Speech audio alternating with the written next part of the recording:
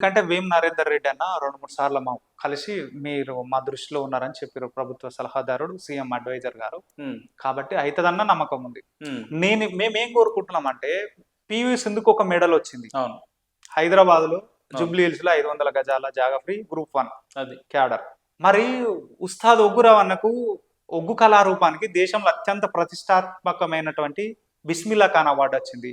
ధరావత్ రాజ్ కుమార్ నాయక్ గారికి వచ్చింది. అందే భాస్కర్ కి వచ్చింది. మరి వీళ్ళకి ఎందుకు ఉద్యోగాలు ఇవ్వరు అనేది నా బాధ.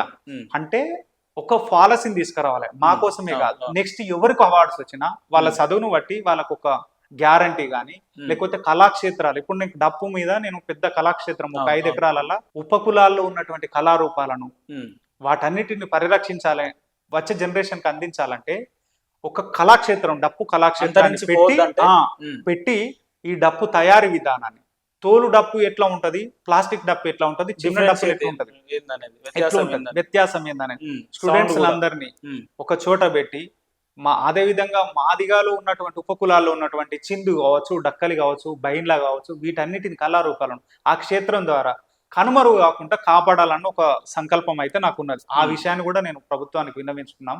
కాబట్టి మన సిగ్నేచర్ స్టూడియో ద్వారా విన్నవించుకునేది ఏంటంటే దీనికి సంబంధించినటువంటి కళాక్షేత్రానికి మాకు నిధులను అట్లాగే ఒక ల్యాండ్ను కేటాయించి నిర్మిస్తే అది ఖచ్చితంగా ప్రపంచాలలో ఇది గొప్ప మీకు దక్కుతుంది, మంచి పేరు కళారూపానికి దక్కుతుంది, మన తెలంగాణ సమాజానికి దక్కుతుంది, భారతదేశానికి. కానీ అన్న ఏదో అవునన్నా కాదన్నా మీరు ఏదో ఇంటర్వ్యూ పర్పస్ లో అని చెప్పాలని కాకుండా మనలాంటి ఎస్సీ ఎస్టీ మైనారిటీలు వాళ్ళ దగ్గర అంటే ఇంటెలెక్చువాలిటీ ఉన్నా కూడా బయట సమాజానికి పరిచయం కాకపోవడానికి కారణం కొంతవరకు మన కులం అనే ఒక పదం కూడా అడ్డొస్తుందని ఎప్పుడన్నా అనిపించింది. చాలా కొంత వ్యత్యాసం రాజకీయ వ్యవస్థలో అయితే ఉంటది. కులం అనేది మన పుట్టుక కులం ఏదైతే ఉన్నది, ఏ కులమైనా సరే, అది ఎస్సీ ఎస్టీ బీసీ మైనారిటీ వర్గాలు, బహుజనులు, అగ్ర కులాల్లో ఉన్న పేదలను కూడా మనం వాళ్ళని కూడా ఇప్పుడు ఏమంటారు వ్యత్యాసం ఉన్నది. 2 ద్వంద్వ నీతి అని అంటాం కదా మనం. ఆ ద్వంద్వ నీతి ఉన్నది. ఉన్నోన్న ఒక తిరగ, లేనోన్న ఒక తిరగ. ఇప్పుడు ఉదాహరణకు చెప్తున్నా, ఇప్పుడు నాకు వచ్చిన అవార్డు వేరే వాళ్ళకు వస్తే హైదరాబాద్ మొత్తంలో ఫ్లెక్సీలు కట్టేసి మొత్తం మీ పేరు అందే భాస్కర్ బదులు భాస్కర్ రెడ్డి అని ఉంటే, లేదా భాస్కర్ రావు అని ఉంటే ఈ పాటికి పరిస్థితులు వేరే విధంగా ఉండేది అనిపించింది. చాలా సార్లు అనిపించింది, అనిపిస్తుంది కూడా. మనం ఏమంటారు కదా, మనం ఓపెన్ మైండెడ్ తోటి ఉంటాం, ఎలాంటి కక్షపూరిత ధోరణితో ఉండం. ఊర్లకెళ్ళి ప్లెయిన్ వైట్ పేపర్ తోటి వచ్చినటువంటి వాళ్ళు. అట్లాంటప్పుడు మనకు అనిపిస్తుంది ఖచ్చితంగా. గ్రేట్నెస్ ఏంటంటే నాకు ఒక వ్యవస్థను ఒడగొట్టాలని మా దగ్గర దుబ్బాకల ఒక ఎమ్మెల్యే గెలవాలని ఆయనకు సపోర్ట్ చేసినాం. ఇప్పుడున్న ప్రస్తుత ఎమ్మెల్యేకు కనీసం ఆయన టెలిఫోన్ కాల్ చేయలేకపోయాడు. ఇంత పెద్ద అవార్డు వస్తే మీకు అనౌన్స్మెంట్ అయితే చేయలేదు. మా జిల్లా నుండి ఉన్నటువంటి హరీష్ రావు గారు చేయలేదు. అదే వేరే రికార్డ్ చెప్తున్నారు. మరి రికార్డే చెప్తున్నా నేను. హరీష్ రావు గారి నుంచి మీకు ఎటువంటి ఫోన్ రాలేదు. మీ లోకల్ ఎమ్మెల్యే నుంచి ఎటువంటి ఫోన్ రాలేదు. ఓకే, రాలేదు. ఎందుకంటారు అంటే సీఎం గారు పిలిపించిన తర్వాత ఎమ్మెల్యే గారు కులమే. మరి అదే సీఎం రెడ్డి సామాజిక వర్గమే, ఈయన రెడ్డి సామాజిక వర్గమే. కానీ ఈయననేమో లిటరేచర్ ను పరిస్థితులను చదువుకుంటారు, వీళ్ళేమో బిజినెస్ మ్యాన్స్. ఓకే, కాబట్టి వాళ్ళకి తేడా అదే. కష్టపడి వచ్చినోడు ఎప్పుడైనా కష్టాన్ని ఫలితాన్ని గుర్తిస్తారు. వీళ్ళేమో ఏమంటారు కదా, బంగారు స్పూన్ తోటి పుట్టినటువంటి వాళ్ళు. కాబట్టి వాళ్ళకి మనలాంటి వాళ్ళు అవసరం ఉండదు. అవసరాన్ని బాగా పొగుడుతున్నారు. ఎందుకంటే రాబోయే రోజులు ఏమన్నా ఆశిస్తున్నారా రాష్ట్ర ప్రభుత్వం? నేను పొగడట్లేదు, వాస్తవికాన్ని చెప్తున్నా. నేను ఒక కవిత్వం రాసుకున్నా ఈ మధ్య కాలంలో. నేను ఎవరికి డబ్బా కొట్టను. కొడితే డప్పే ఉన్నది ఉన్నట్టు కొడతా. డబ్బా అనుకుని కొడతాను. డబ్బా కొట్టను నేను, మళ్ళీ చెప్తున్నా. డబ్బా కొట్టను నేను. ఎవ్వరికి డబ్బా కొట్టాల్సిన అవసరం లేదు.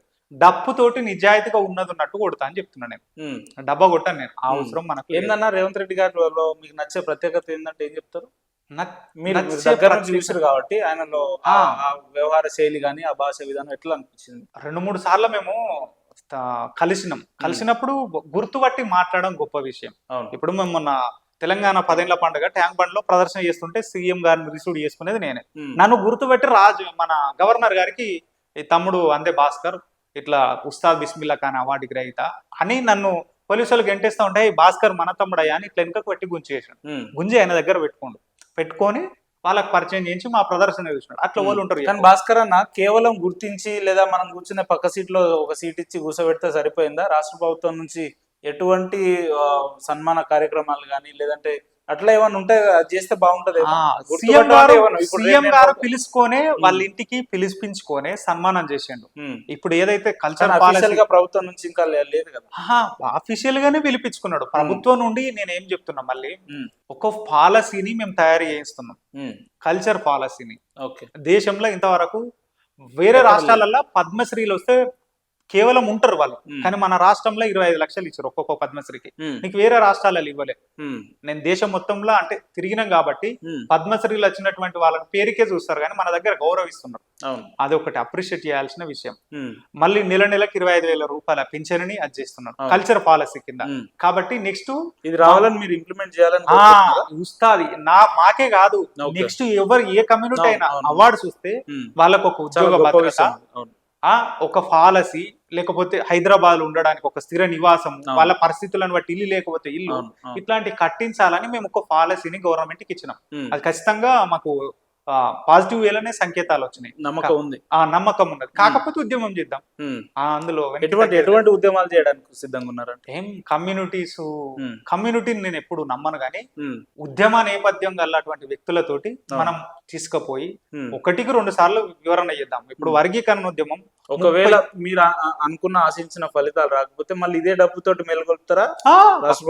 ఖచ్చితంగా అట్లేం లేదు. అందులో మనం నేను చెప్పిన కదా, డబ్బా కొట్టను, నేను డబ్బే కొడతా అని చెప్పిన. ఏదైనా తప్పులు జరిగినప్పుడు ప్రశ్నించే గొంతుకల మనం ఖచ్చితంగా ఉంటాం. అది రాష్ట్ర ప్రభుత్వం కావచ్చు, కేంద్ర ప్రభుత్వం కావచ్చు. మన జాతులకు దక్కాల్సిన మాట దక్కాల్సిందే, అది ఏ రూపంలోనైనా దక్కాల్సిందే. 30 సంవత్సరాల వర్గీకరణ పోరు ఇప్పుడు కొంచెం ఒక తుది దశకు వచ్చింది. చాలా ఒక అనౌన్స్మెంట్ అయింది. నెక్స్ట్ పార్లమెంట్ లో చట్టబద్ధత కావాలి. దాని మీద కూడా చాలా కుట్రలు జరుగుతున్నాయి. వాటన్నిటిని మనం పసిగట్టగలగాలి. అందుకోసం ఈరోజు ఈ అవార్డు స్థాయి వరకు వెళ్ళిరు అని అంటే దీని వెనకాల ఎవరెవరి కృషి ఎన్నేళ్లు ఉందన్న? నిజంగా ఈ అవార్డు రావడానికి ప్రధాన కారణం డాక్టర్ మామిడి హరికృష్ణ సార్, తెలంగాణ భాష శాఖ సంస్కృతి డైరెక్టర్. ఆ సారు కల్చర్ డిపార్ట్మెంట్ కు 10 సంవత్సరాల నుండి సారే ఉన్నాడు. ఆయన ఆయంలా 14 పద్మశ్రీలు వచ్చినాయి తెలంగాణకు. మనం నమ్ముతామా? ఒక చిందు కళాకారుడు గడ్డం సమ్మయ్య బాబుకు మాదిగలో ఉపకులం, ఆయనకు పద్మశ్రీ వచ్చింది. అట్లాగే కొండప్ప, దాసరి కొండప్ప, మాల దాసరి, ఆయన బుర్ర వీణ వాయిద్యానికి ఆయనకు వచ్చింది. అత్యంత వెనుకబడిన మాదిగలే అంటే మాదిగల్లో ఉపకులం, ఆయన మాలలో ఉపకులం. నేను ఈ సంవత్సరం ఒక మాదిగా బిడ్డగా నాకు ఉస్తాద్ బిస్మిల్లా ఖాన్ వచ్చింది. అట్లా ఈ సంవత్సరం 6 పద్మశ్రీలు వచ్చినాయి, నాదొకటి 7 అవార్డ్స్ వచ్చినాయి. కేవలం ఎవరి వల్ల అంటే డాక్టర్ మామిడి హరికృష్ణ సార్ నిరంతర కృషి, కళల మీద తెలంగాణ ఏ రకంగా లిఫ్ట్ ఇచ్చిందన్న? Work shops. ఇప్పుడు నేను ఒక 3,000 మందికి నేర్పించిన. 3,000 మందికి నేర్పించినామంటే డిపార్ట్మెంట్ నుండి సహకారం ఉన్నది నాకు. సో గతంలో ఏ మాట కామాట doctor RS Praveen Kumar sir Gurukula secretary ఉన్నప్పుడు 1,500 మందికి నేర్పించిన నేను. అప్పుడు బెస్ట్ టీచింగ్ అవార్డు తీసుకున్నాం ఆడపిల్లలకు. అంటే మనము ఎప్పుడు ఎక్కడ సక్సెస్ అయినామంటే డప్పు మొగోళ్ళు కొడతారు, కానీ ఆడోళ్ళు కొట్టరు. కానీ నేను లేడీస్ ను, మన అమ్మలను, అక్కలు ఎవరైతే మన చెల్లెలు ఉంటారో వాళ్ళకి నేర్పించి వాళ్ళని తీసుకుపోయి రిపబ్లిక్ డే పరేడ్ లో ఈసారి తెలంగాణ నుండి జెండా ఎగిరేసింది మనమే. జనవరి 26వ తారీఖు నాడు శకటం ముందు కావచ్చు, పరేడ్ లో కావచ్చు, ఆ డప్పులు నా నేతృత్వంలో మన హరికృష్ణ సార్ గారి ప్రభుత్వం ప్రోత్సాహంతో మనమే వెళ్ళినాం. మహిళలతో డప్పు కొట్టించినాం. మరి ఈ అవార్డులో సగం వాట వాళ్ళది. 50%. నేనేమంటా అంటే ఈ అవార్డు 20% నాది, 80% ఈ సంపదది మొత్తం. ఎవరైతే ఉత్పత్తి కులాలు ఉంటారో వాళ్ళందరిది, నా ఒక్కంది కాదు. భాస్కర్ నాయక్ సక్సెస్ ఎవరైనా కూడా తన ఓన్ క్రెడిట్ లో వేసుకుంటారు, కానీ మీరు పంచి పెడుతున్నారు కదా, అది కూడా 20% మీది, మిగతా వాళ్ళది అని చెప్తున్నారు. అవును, ఎందుకంటే ఉత్పత్తి కులాలు. ఇప్పుడు ఈ డప్పు అంటే ఒక సమాజానికి నెట్టి వేసిండ్రు, కానీ నన్ను అన్ని కమ్యూనిటీస్ ఓన్ చేసుకున్నాయి, నాతో పరిచయాలు ఉన్నటువంటి వాళ్ళు. కాబట్టి అట్లాంటప్పుడు నేను ఒక జాతిగా ఎందుకు ఉండాలి? తప్పు కదా నాది కూడా ఆలోచన. దీని ముఖ చిత్రంగా నేను కావచ్చు, కానీ దీని వెనకాల సబ్బండ జాతులు ఉన్నాయి.